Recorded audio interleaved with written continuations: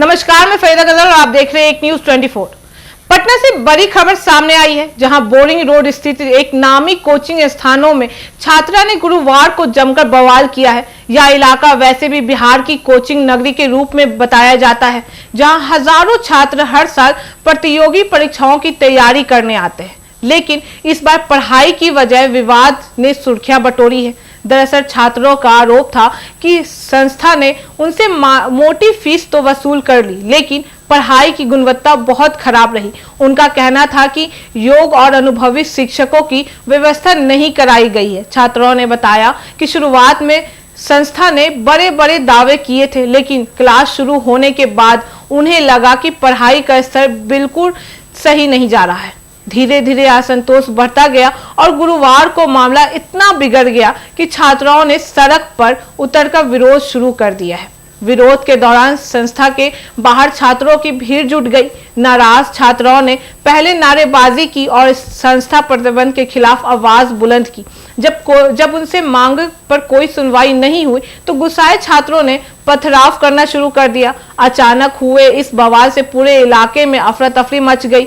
Boring road, जो आमतौर पर छात्रों और भीड़ भाड़ की वजह से हमेशा व्यस्त रहता है, वहां का माहौल तनावपूर्ण बन गया। देखते देखते राहगीरों को समझ ही नहीं आया कि अचानक क्या हो गया। पथराव की वजह से कई वाहनों को भी नुकसान पहुंचा और आसपास के लोग दहशत में आ गए। वही बता दें कि इस घटना की खबर मिलते ही स्थानीय पुलिस मौके पर पहुंची। भारी पुलिस बल ने छात्रों को समझाने की कोशिश की और स्थिति को नियंत्रण किया। कुछ देर बाद दोनों पक्षों के बीच बहस और झड़प चलती रही, लेकिन अंत में पुलिस ने हालात संभाले।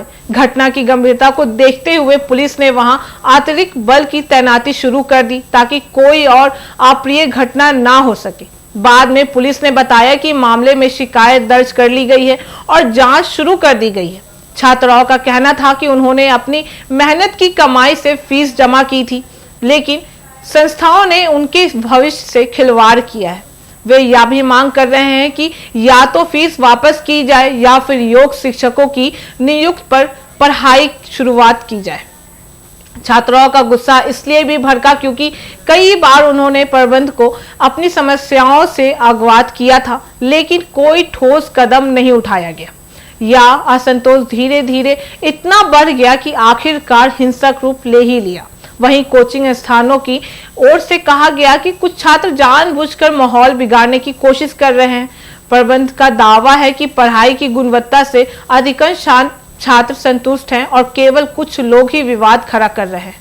संस्था ने यह भी कहा कि पथराव और तोड़फोड़ करना गलत है और इससे छात्रों का भविष्य को और खराब होगा।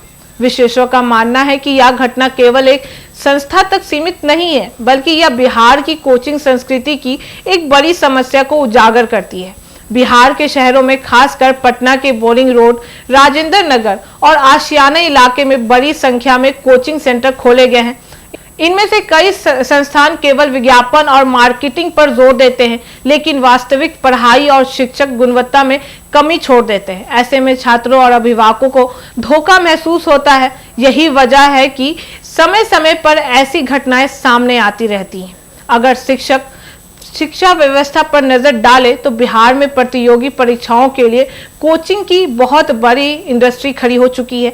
लाखों छात्र हर साल पटना का रुख करते हैं, लेकिन यहाँ गुणवत्तापूर्ण शिक्षण की गारंटी नहीं है। अधिकतर संस्थानों बिना किसी सरकारी मान्यता और निगरानी से चल रहे हैं। इसी पर नियंत्रण न होने से छात्रों का शोषण आम बात हो गई है। गुरुवार की घटना भी इसी असंतोष का परिणाम है। इस घटना से यह साफ हो गया है कि अब छात्रों में जागरूकता बढ़ रही है और वे गलत नीतियों और धोखाधड़ी को बर्दाश्त करने को तैयार नहीं है। हालांकि देखा जाए तो हिंसक तरीके से विरोध करना किसी भी समस्या का समाधान नहीं होता है, लेकिन इससे यह संदेश जरूर गया है कि शिक्षा संस्थानों को अपनी जिम्मेदारी निभानी होगी और छात्राओं के भविष्य के साथ खिलवाड़ नहीं किया जा सकता है। अंत में यही कहा जा सकता है कि पटना के बोरिंग रोड पर हुए इस बवाल ने सरकार और प्रशासन को भी एक बड़ा संदेश दिया है। जरूरत इस बात की है कि कोचिंग संस्थाओं पर सख्त निगरानी रखी जाए, ताकि वे केवल कमाई का साधन ना बनकर छात्राओं को गुणवत्तापूर्ण शिक्षा देने पर ध्यान दें। छात्रों को अपनी शिकायत सही मंच पर रखनी चाहिए, ना कि हिंसा का सहारा लेना चाहिए, क्योंकि शिक्षा ही भविष्य बदल सकती है और अगर शिक्षा की नींव ही कमजोर होगी तो सपनों को पूरा करना नामुमकिन हो जाएगा। बाकी इस पूरे मामले पे आपकी क्या राय है हमें कमेंट करके जरूर बताएं। ऐसी तमाम खबरों के लिए देखते रहिए न्यूज़ 24, हर खबर सबसे पहले सबसे सटीक। वीडियो को लाइक करें, शेयर करें, चैनल को सब्सक्राइब करना ना भूलें। धन्यवाद।